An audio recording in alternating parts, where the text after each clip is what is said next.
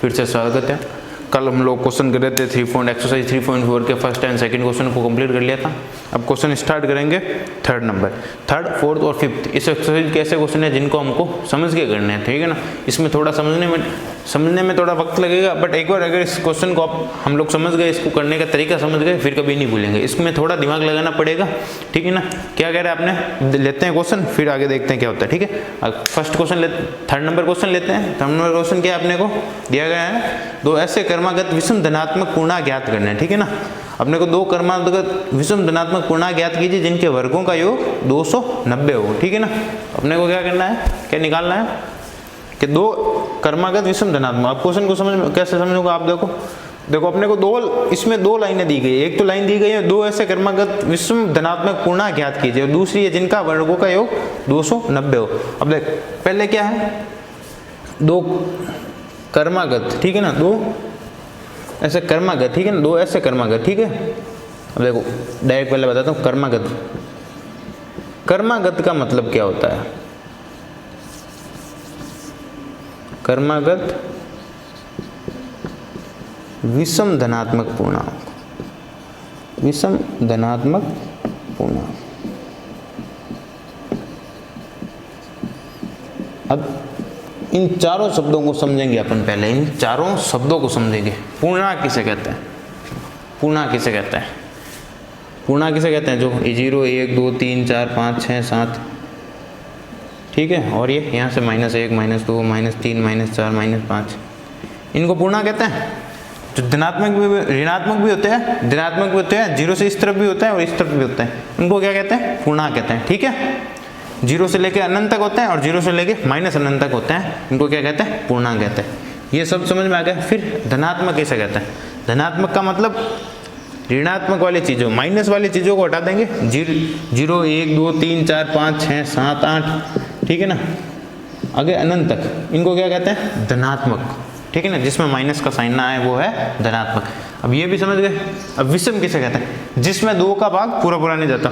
विषम क्या हो गया, 1 3 5 7, ये विषम हो गए जिसमें 2 का भाग पूरा नहीं जाता, जिसमें कुछ ना कुछ शेष पर बचता है। अब इस 2 में तो 2 का भाग पूरा जाता है, 1 शेष 0 शेष पर बचता है। 4 में भी 2 का भाग 2 बार जाता है, 0 शेष पर बचता है। 6 में भी 2 का भाग 3 बार जाता है, 0 शेष पर बचता है। 8 में भी 2 का भाग 4 बार जाता है, 0 शेष पर बचता है। तो फिर विषम कौन सी होगी, 1 3 5 7। तो ये समझ में आ गई कि विषम कौन सी हो गई, 1 3 5 7, ठीक है।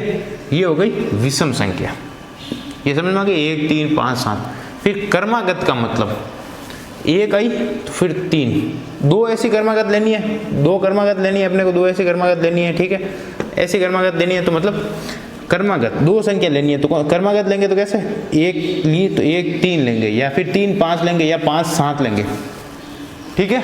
ऐसी संख्या अपने को लेनी है। पहले तो 1 3 लेंगे, फिर 5 7 लेंगे, या तो 1 या 3 लेंगे, या 3 या 5 लेंगे, या 5 या 7 लेंगे, 7 या 9 लेंगे। कर्मागत लेनी है, ठीक है ना। तो अब देखो पहली संख्या, अब दो ऐसी संख्या, अब मुझे नहीं पता है दो कौन सी संख्या, तो मैंने क्या मान लिया, पहली संख्या क्या है,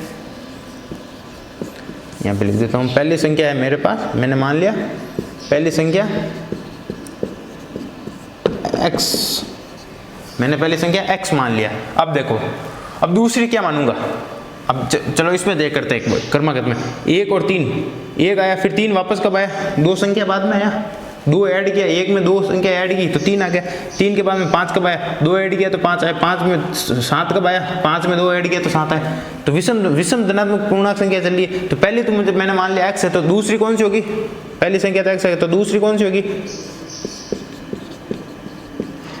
दूसरी होगी x + 2। पहली तो x है तो दूसरी कौन सी होगी, x + 2। पता चल गया, दो कर्मागत विषम धनात्मक पूर्णांक में पहली संख्या हो गई x और दूसरी हो गई x + 2। अब ये अपने पास दो संख्या तो आ गई है, ठीक है। ये समझ में आ गया, दोनों संख्या आ गई।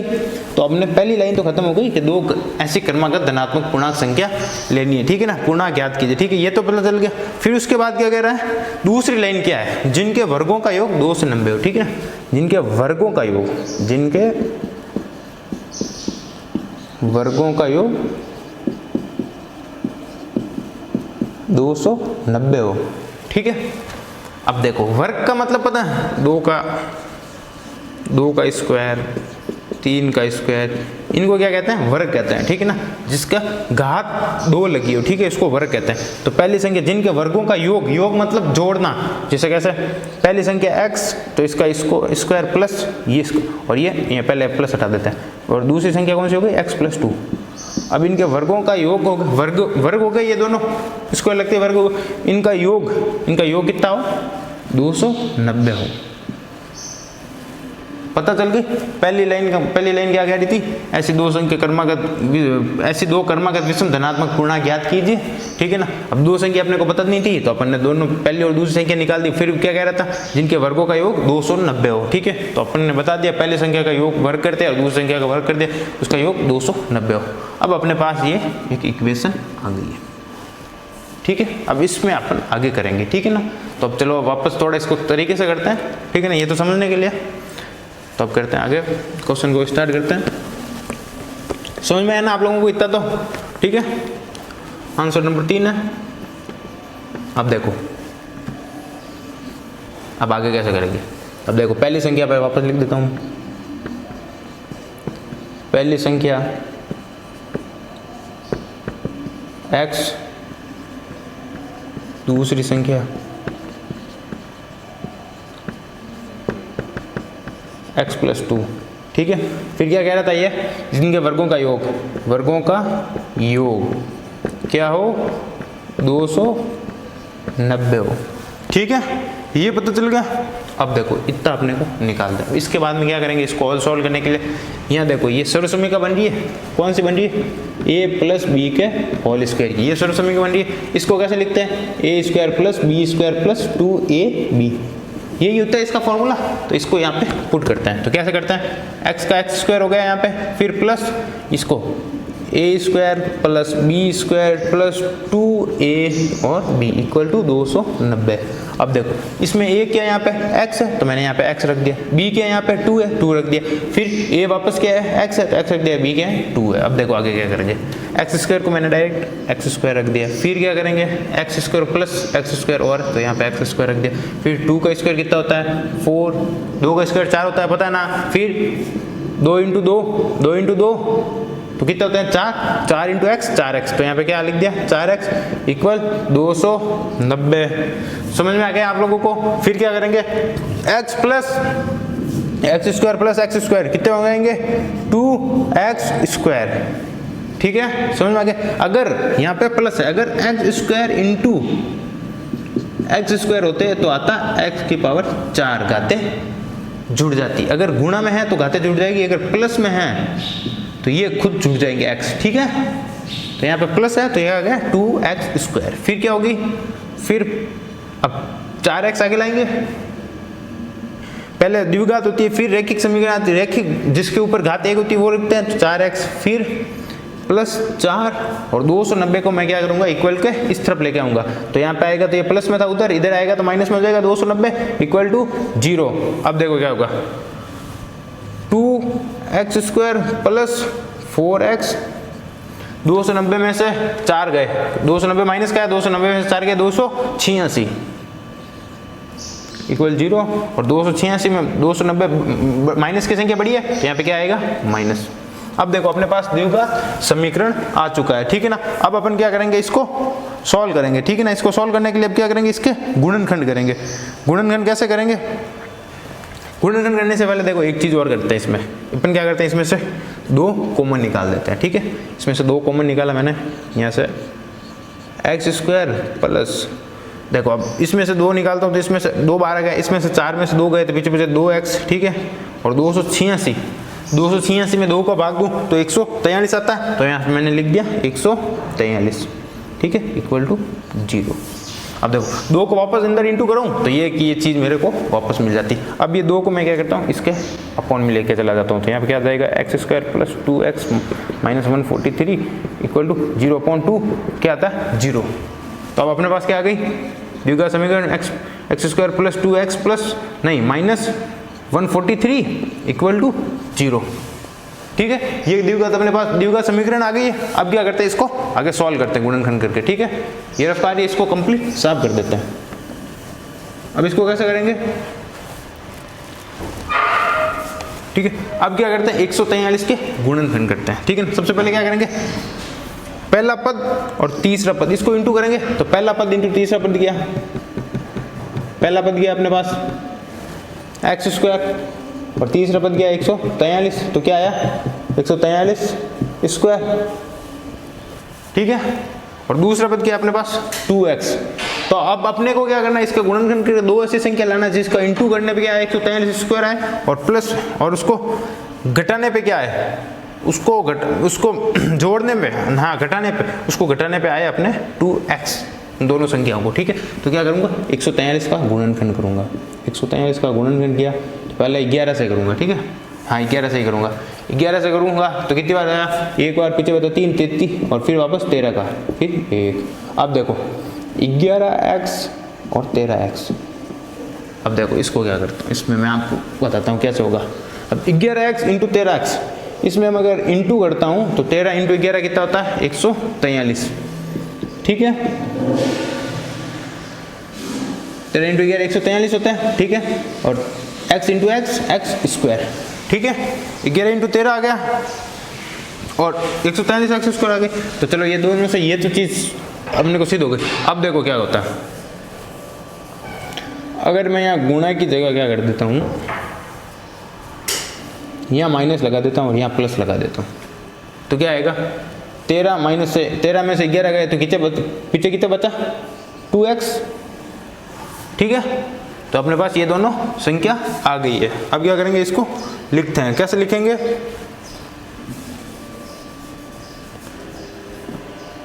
एक्स स्क्वायर माइनस 11x फिर प्लस 13x और यहाँ पे माइनस का 143 बस 143 इक्वल टू 0, ठीक है। तो इसको क्या कर देते हैं साफ,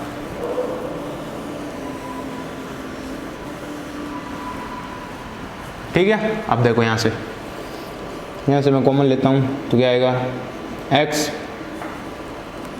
और यहाँ पे क्या आ जाएगा x कॉमन लिया तो फिर पीछे के बचे x में 12 गया और यहाँ पे 11 में से x लगाया तो यहाँ पे 11 बचा। फिर यहाँ पे क्या कर लेता हूँ मैं कॉमन माइनस का 13 कॉमन लेता हूँ, ठीक है। माइनस 13 कॉमन लूँगा तो यहाँ बचेगा x और 143 में 13 का भाग देते हैं तो पीछे बचता है 11, ठीक है। यहाँ पे माइनस का 13 बार कॉमन लिया तो यहाँ पे भी माइनस आएगा, ठीक है। नहीं प्लस का 13 कॉमन लूँगा बाहर, ठीक है। यहाँ पे माइनस आ जाएगा और ये 0। अब क्या आ गया मेरे पास दो हो गए, एक तो x प्लस 13 और x माइनस 11, इन दोनों को कॉमन लिख दिया x प्लस 13 और x माइनस 11। अब देखो या तो क्या हो जाएगा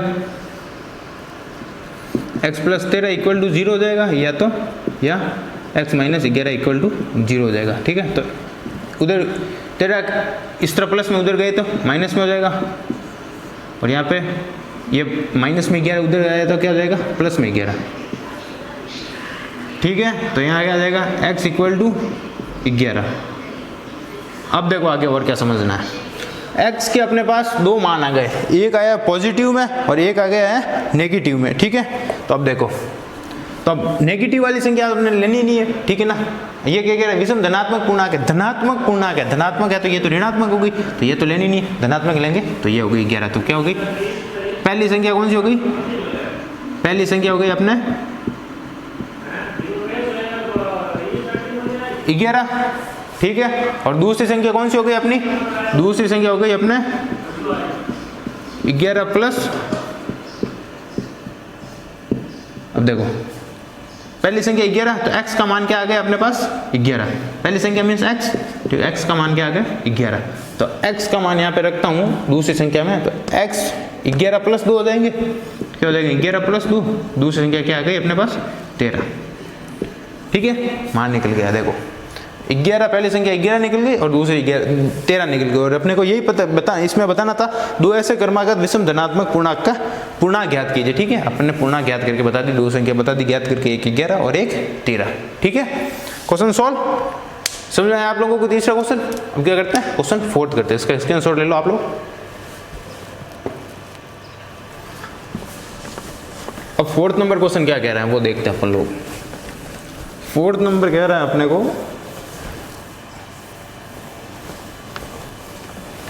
इसमें भी अपने को संख्या दी गई है उसी को सॉल्व करके बताना है। ये भी 4th नंबर क्वेश्चन कह रहा है अपने को कि संख्या दी गई है, पहली छोटी संख्या में से बड़ी संख्या कितनी है 4 गुना, उसके वर्ग का योग कितना है 4 गुना। क्या है यह कि दो संख्याओं के वर्गों का अंतर, इसमें कह रहा है कि दो संख्याओं के वर्गों का अंतर 45 है, ठीक है, तथा छोटी संख्या का वर्ग बड़ी संख्या का 4 गुना है। दोनों संख्या ज्ञात करनी है। अब देखो यह क्या करना है, ये कह रहा है पहले इन दोनों लाइनों को पकड़ते हैं अपन, ठीक है ना। अब इसमें क्या करते हैं अपन, पहले मानते हैं बड़ी संख्या, ठीक है, बड़ी संख्या क्या है, इसमें मानते हैं पहले बड़ी संख्या, दो संख्या दी गई, ठीक है ना, तो पहले हो गई बड़ी और छोटी, एक x मान लिया और दूसरा y मान लिया, ठीक है। अब दो संख्या अपने पास आ गई और उनके वर्गों का अंतर 45 है, ठीक है, तो क्या करेंगे इस अब देखो और क्या कह रहा है इसमें, छोटी संख्या बड़ी संख्या के वर्ग नहीं, छोटी संख्या का वर्ग बड़ी संख्या का 4 गुना है, ठीक है ना, छोटी संख्या का वर्ग बड़ी संख्या के 4 गुना है। छोटी संख्या देखो ये हो गई इसमें बड़ी संख्या और ये क्या हो गई इसमें छोटी संख्या, ठीक है। ये कह रहा है छोटी संख्या बड़ी संख्या के वर्ग के 4 गुना है, ठीक है, बड़ी संख्या के वर्ग के, ठीक है, बड़ी संख्या के वर्ग के 4 गुना है छोटी संख्या, ठीक है। तो अब प्रश्न सुना, इसमें क्या करते हैं, बड़ी संख्या अपन क्या लेते हैं, बड़ी संख्या लेते हैं इसमें x और छोटी, ठीक है। तो अब देखो बड़ी संख्या का स्क्वायर बड़ी संख्या छोटी संख्या का वर्ग बड़ी संख्या के किसके 4 गुना के बराबर है। छोटी संख्या x और 4 गुना हो गया तो 4 आ गया, ठीक है। ये तो प्रश्न अनुसार आ गया, ये तो समझ में आ गया आप लोगों को, ठीक है ना। अपने को दिया गया था कि भाई छोटी संख्या का वर्ग बड़ी संख्या का 4 गुना है, ये तो अपने बता दिया। फिर उसके बाद में ये क्या कह रहा है कि दोनों संख्याओं के वर्गों का अंतर, अब देखो दोनों संख्या, एक x ले ली और दूसरी y ले ली, उसके वर्गों का वर्ग हो गया तो x² हो गया, ठीक है। उसका अंतर मतलब माइनस कितना है 45 है। ये चीज़ अपने को और मिल गई, ठीक है। पहली चीज़ मिल गई पहली चीज़ मिल गई कि छोटी संख्या का वर्ग बड़ी संख्या का 4 गुना है, और दूसरी चीज़ क्या मिल गई, दोनों संख्याओं का वर्गों का अंतर 45 है। दो चीज़ अपने को मिल गई है। फिर अब इससे अपन क्वेश्चन करते हैं, ठीक है। अब देखो क्वेश्चन कैसे स्टार्ट करते हैं।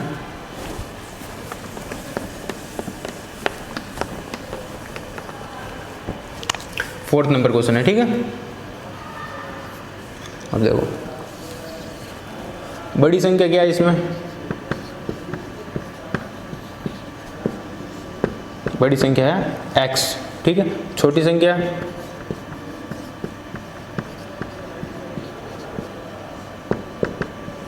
y, ठीक है। अब क्या करते हैं, प्रश्न अनुसार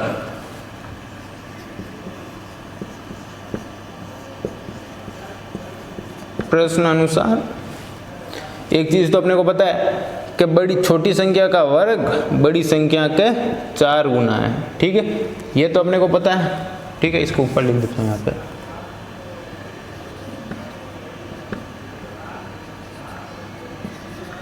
ठीक है। अब उसके बाद में क्या कह रहा है, और क्वेश्चन क्या कह रहा है, दोनों संख्याओं के वर्गों का योग 45 है। ये चीज अपने को पता, ये क्वेश्चन कह रहा है। अब क्या करते हैं, y² में अपन ये प्रश्न उसमें कह रहा है वो मान रखते हैं, ठीक है, ये वाला 4x वाला, तो x² माइनस y में कौन सा, ये वाला मान रखते हैं, तो क्या होगा -4x = 45, ठीक है। अब क्या करते हैं, 45 को इस तरफ लेकर जाते हैं इक्वल के, तो क्या हो जाएगा x = -4x - 45 = 0, ठीक है। इतना हो गया। फिर उसके बाद में क्या करते हैं, 45 के गुणनखंड करूंगा।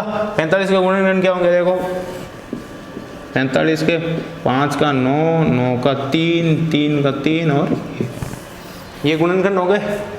क्या होगा, एक तो 5 हो गया और एक 3 × 9, 9 × 5 कितने होते हैं 45 होते हैं, ठीक है। और 9 माइनस -9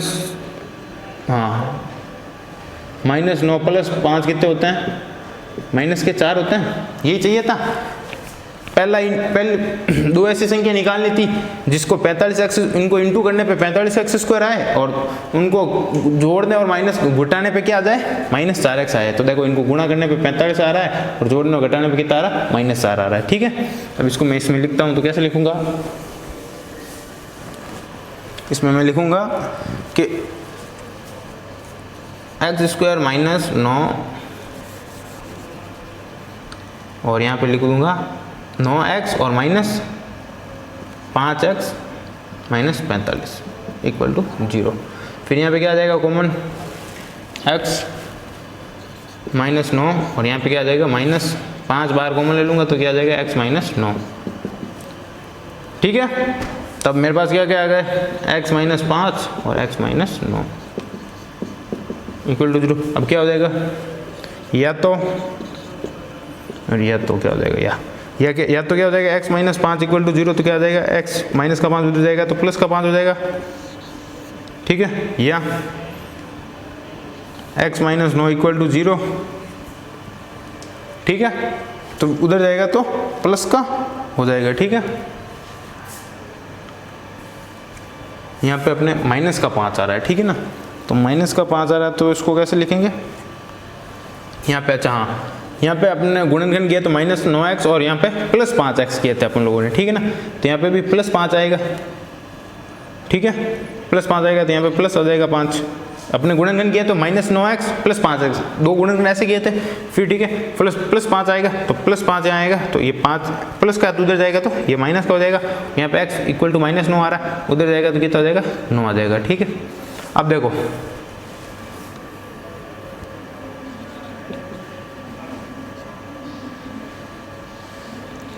माइनस की संख्या अपन लेंगे नहीं।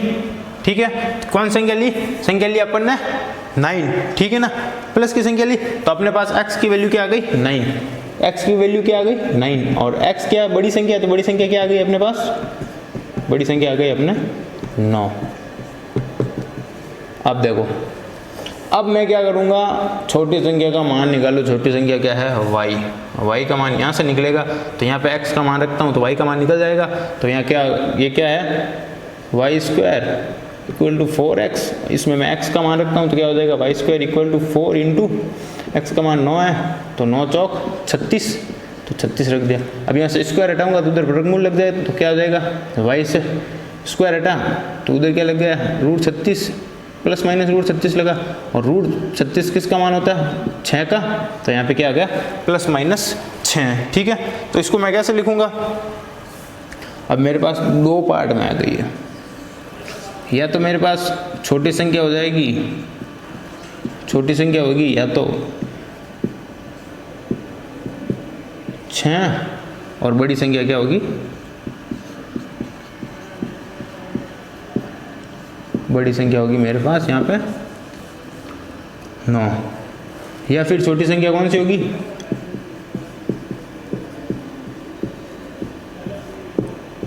-6 और बड़ी संख्या कौन सी होगी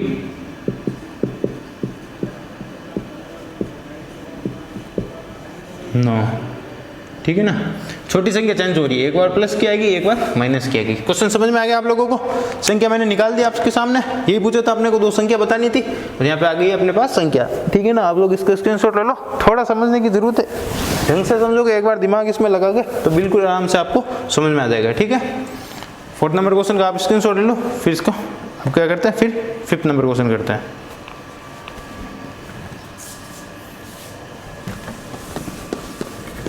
अब 5th नंबर कह रहे हैं अपने को 16 को कुछ इस प्रकार विभाजित करना है।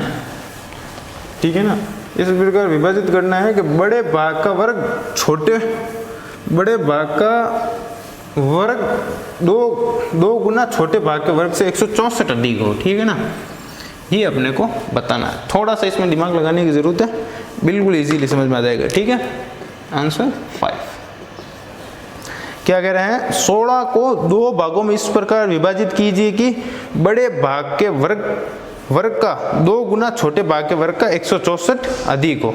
अब मैं आपको समझाता हूं ये कैसा कर रहा है, क्या कह रहा है। ठीक है ना, तो अब क्या कह रहे हैं, पहले अपन क्या करते हैं 16 को विभाजित करते हैं, 16 को विभाजित करते हैं, 16 को विभाजित करते हैं तो दो संख्या आएगी, विभाजित करेंगे, ठीक है ना, दो संख्या में विभाजित करना है। पहली संख्या अपने पास क्या आ जाएगी, x, पहली संख्या क्या आ गई, x, ठीक है।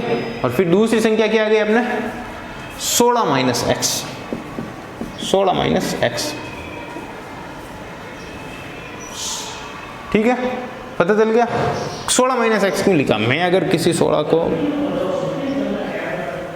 को अगर मैं दो भाग में विभाजित करता हूँ तो एक बार अगर 8 आ जाएगा तो दूसरा क्या आ जाएगा, 16 माइनस 8 आएगा ना, जो भी बचेगा मतलब 8 बचा तो दूसरी संख्या ये होगी ना, तो मैंने क्या लिख दिया, एक बार x आ गया तो दूसरी क्या हो गई 16 माइनस x, ठीक है, समझ में आ गई। दो संख्या आ गई अपने पास x और 16 माइनस x, ठीक है। और फिर क्या कह रहा है ये, अब देखो ये क्या हो, इसका बड़ा भाग हो गया, बड़ी संख्या हो गई, बड़ा भाग हो गया, और ये क्या हो गया इसका छोटा भाग, ठीक है। अब क्या कह रहा है ये, अब क्वेश्चन कह रहा है अपने को कि बड़े भाग के वर्ग का 2 गुना छोटे भाग के वर्ग का 164 गुना दिए गए, ठीक है। अब देखो क्या कह रहा है, दोनों का वर्ग, ये दोनों का वर्ग कर दिया, ठीक है। फिर क्या कह रहा है, अगर बड़े भाग का 2 गुना, बड़े भाग का 2 गुना, अगर इसको मैं 2 से इंटू करवा देता हूँ तो फिर इसको मैं माइनस करूँगा तो जितना मतलब इसमें माइनस होने के बाद में जितनी संख्या बचेगी वो क्या है 264 गुना अंतर है, ठीक है ना। बड़े भाग के वर्ग क्या है, बड़े भाग के वर्ग का 2 गुना छोटे भाग के वर्ग से 16 गुना अधिक है। इसका वर्ग और इसका वर्ग का अगर मैं 2 गुना कर देता हूँ तो ये इससे 264 ज़्यादा है, ठीक है ना, 264 संख्या ज़्यादा है। अब अपने को x y की वैल्यू पता नहीं है, ठीक है ना, अपने को ये चीज़ें पता चल गई। अब इससे अपन आंसर निकालते हैं, ठीक है। कैसे निकालेंगे, करते हैं, कैसे लिखते हैं इसको फिर तरीके से, आंसर 5, ठीक है। आंसर 5 क्या है, देखो क्या होगा, इसको लिखेंगे तो माना बड़ा भाग क्या है x, ठीक है, और छोटा भाग 16 माइनस x, ठीक है। अब देखो प्रश्न अनुसार क्या कह रहा है अपने को,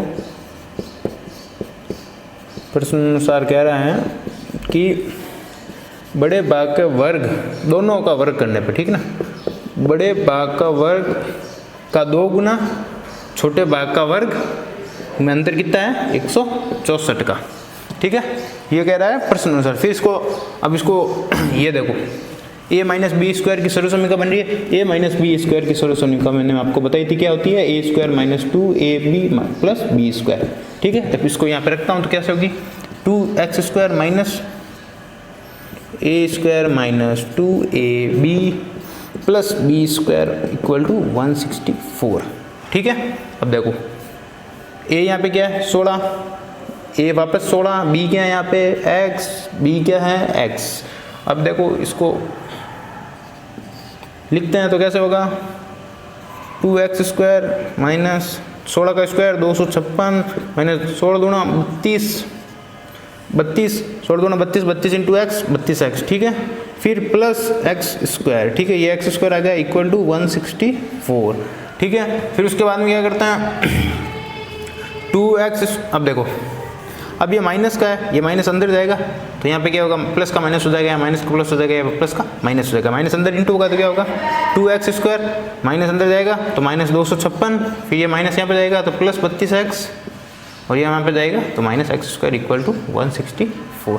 अब देखो ये 2x स्क्वायर प्लस का और ये माइनस का x स्क्वायर, 2x स्क्वायर में से एक x स्क्वायर गया तो कितना बचा, एक x स्क्वायर, तो क्या लिखूंगा यहाँ पे x square minus plus 32x, और यहाँ पे माइनस 256 है, ठीक है, और ये प्लस का 164 इधर आएगा तो माइनस का 164 हो जाएगा, और इधर क्या आ जाएगा 0, ठीक है। फिर उसके बाद में क्या करेंगे कि एक्स स्क्वायर प्लस 320 नहीं 32x और 256, माइनस का 256 और माइनस का 164, मतलब माइनस का साइन लगेगा पर दोनों जोड़ेंगे, दोनों को जोड़ने में क्या आता है 420, ठीक है, इक्वल टू 0। अब मेरे पास क्या आ गई है, द्विघात समीकरण आ गई है, ठीक है। अब मैं क्या करूँगा, इसको गुणनखंड करूँगा, ठीक है। पहले अब इसका गुणनखंड करूँगा तो गुणनखंड कैसे, गुणनखंड करने पे मुझे क्या चाहिए था कि भाई पहले पद और तीसरे पद का इंटू कराने पर, पहले पद का और तीसरे पद का इंटू करूँ तो दो ऐसी संख्या आनी चाहिए जो जिनका इंटू कराने पे ये आया 420x²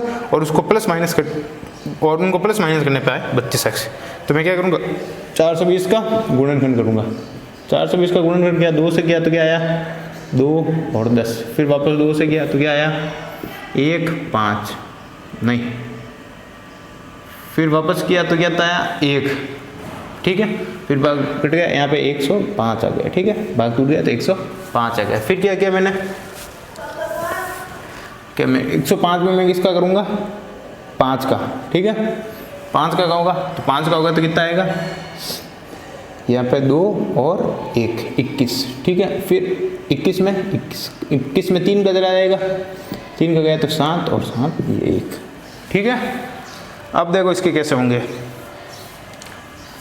अब 5 दूनी 10, ठीक है, एक तो ये हो गया इसका, फिर 7 या 21 और 21 दूना 42, ठीक है, 21 दूना 42 और अब मैं देखो 42, देखो मैं इनको समझाता हूँ 42x और यहाँ पे क्या है 10x। अगर इसको इंटू करूँ तो मेरे पास आता है 42 इंटू 10 करूँगा तो 420x², ठीक है, और यही मुझे चाहिए 420x²। और फिर और यहाँ पे माइनस है तो क्या लगेगा दोनों तरफ माइनस, नहीं यहाँ पे प्लस लगेगा और यहाँ पे माइनस लगेगा, ठीक है। तो फिर क्या होगा यहाँ पे आएगा 32x। ये माइनस प्लस वाला आपको समझना है तो मैंने बहुपद के पहले वीडियो में समझा चुका, मैं आपको ये सब बताया गया है पहले, दूसरे वीडियो में मैंने आपको ये पूरा बता दिया ये कैसे ट्रिक होती है, मैंने ट्रिक बता दी कहाँ माइनस लगता है कहाँ प्लस लगता है, ठीक है ना, वो मैंने वहाँ बता दिया आपको, ठीक है। फिर उसके बाद में क्या होगा यहाँ 32x है। अब देखो अगर इनको मैं गुणा करता हूँ तो मेरे पास आता है 420x² और यहाँ पे देखो माइनस करता हूँ 42 में से 10 से घटाता हूँ तो मेरे पास 32x बचता है। तो ये दोनों संख्या आ गई, इन दोनों संख्या को अगर इंटू करूँ तो 420x² आए और माइनस करूँ तो क्या जाए 32x आ जाए। तो मेरे पास दो संख्या आ गई 42x और 10x, ठीक है। अब मैं इसको कैसे लिखता हूँ,